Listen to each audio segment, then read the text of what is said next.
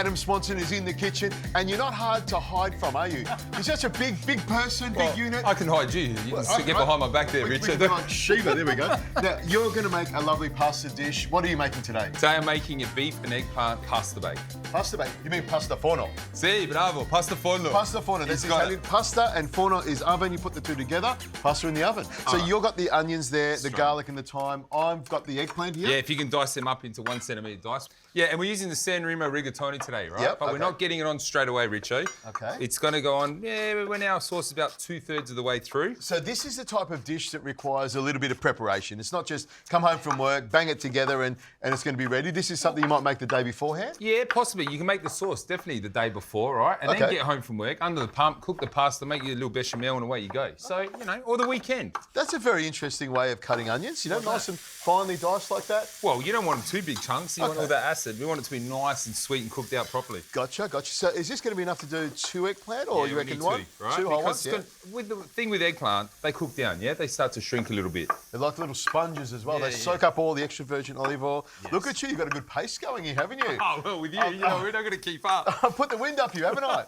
All right, so in the pan there, you've got onion, garlic. What else are you going to put in there? Time. Now, look, I don't muck around trying to pick it. No. We're just going to literally just finely chop our thyme, okay? And we're lucky with that thyme because it's the young shoots, so the stems are really soft as well, so they throw them in there. If the stems are really woody, we don't do it, do we? You'll get me to pick it, won't you? I would. You'll get my apprentice here to do all the work, don't worry. Good splash of olive oil into the pan. I'm your apprentice today, am I? That's nice, isn't it? You love it, mate. You love it. We'll see it. I like what you did there. You put the onions into the pan because you knew it was hot, and then you poured the oil in afterwards. Yeah, someone gave me a tip once about that. Very, I can't remember who, but anyway. Very, very clever. I like that. I like your work. And you've got a lot of heat in there, a lot of action going on straight away. That's what you want. Yep. Sizzle, mate. 100%. Now. Okay, so in goes the eggplant. The melanzane. In that goes. Now, you'll notice that it soaks up a lot of the oil. Do you add more oil at this stage? You know I do, mate. Okay, I do. I put this through my hair. No, it's beautiful. Olive oil straight into the pan.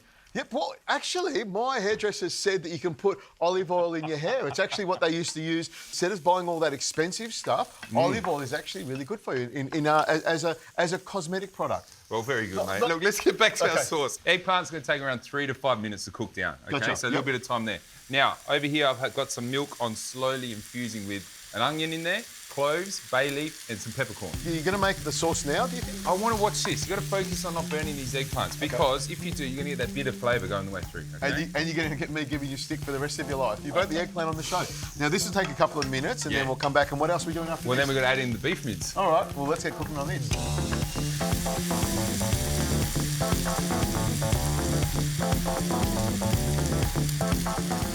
All right, Rizzo, eggplants are cooking really nice, starting to collapse. So let's strain our milk liquid here. Okay. And take out the bay leaves and the cloves, and we'll get it all in there. Oh, be careful. Oh, lovely. Look at that. All right, you want to give me that pot? I'll get rid of that for you. Now, I'm going to get the other pot on to start our bechamel, okay? So bechamel, traditionally butter, flour, make a roux. So our thickening agent. You know, when I'm working with you, it's always at a high pace. It's like we're in a professional kitchen. We should just take a moment and relax, hey? Ooh. No, I prefer high pace. Come on, what are we doing over here? All right, next, give beef mince into this one, please. Beef mince in with the eggplant. Nice. I like the combo of the eggplant and the mince. You like that? All right, Rich, so you need to break down our mince, separate it, it cooks nice and evenly. High heat now, so we really want to caramelise that meat, get all the flavour into the pan. Gotcha. Another pinch of salt, Richo, just to season the beef, Gotcha. You know that. Lots of salt loves meat, meat loves salt. Yes. Would you like some pepper as well? I've got some pepper over here. Love some, read my mind. In it goes, twist, twist, twist. We got heaps of this stuff. The more pepper, the better. Is that how you work out your muscles, bud? All right, so this is the butter's melting away. So melting the butter, you got 250 grams of butter, you got about the same amount of flour. Exactly right. So do you want to put that in now? Yeah, let's go. That's fine. We'll just keep that bit of butter there to the side so it melts. Okay. Now, I notice you make the bechamel with a whisk. I've never made it with a whisk before. Really? It's a different way of doing it. And I'm using, obviously, a rubber whisk. Look, so what he's making now is what we call a roux. A roux, correct. Yeah, a roux blonde. So no colour in it at all because we're making a white sauce. And that's the thickening part of the sauce. When the butter and the flour cook together in the pot, they start to work together so they become encapsulated within each other. Yeah, and you just got to keep an eye on it. So when it starts to bubble, pull it off the heat just a little bit. And at this point, Richo, right? That's looking good. Yeah, pasta time. Rigatoni. So short pasta with a hole through the middle. Fantastic for this sauce, So it's perfect for a meat-based sauce, ragouts, in particular the eggplant beef. How long does this one take to cook? 13 minutes in salted boiling water, so a good pinch of salt like so. In goes the pasta. Nice. Lovely. Give that a stir, Richo. Always when you're dropping your pasta into salted boiling water, just give it a nice, gentle stir. Separate the pasta, make sure it cooks nice and evenly. And use the spoon that you make the sauce with. That way the pasta and the sauce taste the same. Yeah, I like that. Washing up, mate. I don't know about you. Red wine? Yes, please. Red wine. Deglaze the pan. Vino rosso? Vino rosso. Beautiful. So, our butter and flour here, mate, starting above weight. In with the milk, please. Gradually or all at once? Now, this is the question. So what do you do? I go gradually. That way you're guaranteed you're not going to have a lumpy bechamel, yeah? So just gradually keep adding it in. And as soon as I add in, see how it goes thick like that? That's the sauce thickening up. And at any stage, you can just stop pouring the milk in and that's the consistency you get. But you're after a nice, thick sauce, aren't you? Yes, I am, mate. To go on top of our pasta forno, 100%. See, it took it all. Oh, look, stirring this around. Can I put the tomato in here? Yeah, definitely. So in with the tomato, then our sauce needs to bring it up to a boil and then to a simmer and cook it for around 25 to 30 minutes. I love this, cooking with you. We've got 3 pots on, lots of stuff going on. Everything's coming together beautifully. So that's going to come up. You're going to whisk all of the lumps out of that. The pasta's cooking over there. Everything else is coming together here. I can't wait for you to put this in the oven and I can have a taste of it.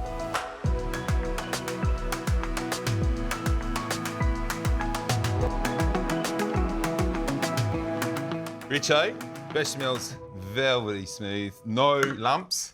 You know what? That's a great looking bechamel. Lots of lovely cream. It's really creamy and shiny. When the sauce is really shiny, you know it's a good sauce. Can you please add in some mozza and pecorino into that? Mozza? You mean mozzarella? Yeah, mozzarella, my man. Lots of mozza? Yeah, lots of mozza. And pecorino cheese. I love the pecorino cheese. It's got that really sort of salty flavour to it. Yeah, we call it picantes, that sharpness. So Yes, what's going to happen with the richness from obviously the bolognese sauce, or the beef and eggplant sauce, I should say, it's going to help, you know, just cut through that. Okay. Now, Richo, rigatone, straight out of the pasta water, yeah? Okay. Into the pan. But we've got to say, you didn't cook it all the way through. No. I've gone, look, it says 30 minutes on the packer. I've gone about 11 minutes, okay? Reason being, it's got another 10 minutes in the oven at 200 degrees. I'm loving that.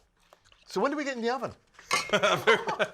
You and me, we're not fitting in the oven. The pasta's going in the oven. Look how stringy and gooey that becomes with all that cheese in there. Oh, my goodness. I love working with you. Thanks, mate. That's all right. Likewise. You know, look, okay, so just softly mixing the sauce through our pasta. Yep. All right. So it doesn't break apart. Got the eggplant through there. Yep. You know what? No one's ever going to know that there's eggplant through it. Do you want me to hold it for you? Please. Okay, I can do that for you. Lovely, mate. That's the way. So look, just scooping it out nice and gently straight into our baking dish like so. Lovely. I mean, I did it straight like this. You can, definitely. Bit of parmesan on top and it's ready to go. Yep. All right, so put that over here. Look at that, mate. This will feed a family of 4, if 6, maybe, you know, like real easy. Easy. Now, we'll have a little bit of this sauce left over. What do I do with this sauce if I've got left over? Put it into an airtight container, into the fridge, even into the freezer. You can actually freeze it, yeah? And just microwave it, bring it back around. Okay, you want this to drizzle on top? Mate, just go. Just pour it all over. Cover your pasta with your bechamel. Nice. Look at you go. Like that. That's it.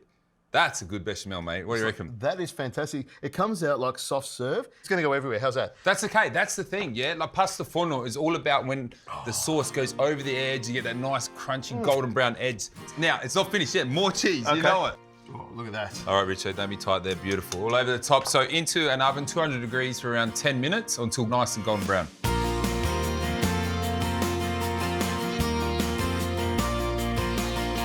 So what do you think, Richo? I think it looks fantastic.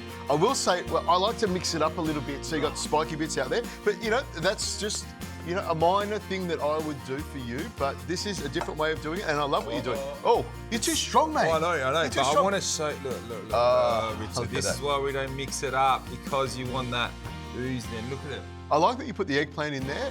Egg melanzane is one of my favourite vegetables, and when you put it in there like that, I was really, really happy. And you know what? It just disappears. Oh, that's beautiful. It's really nice. You find that the sauce jumps inside the rigatoni? It does, gets all inside it and gets in the ridges as well, you know, which is what I like.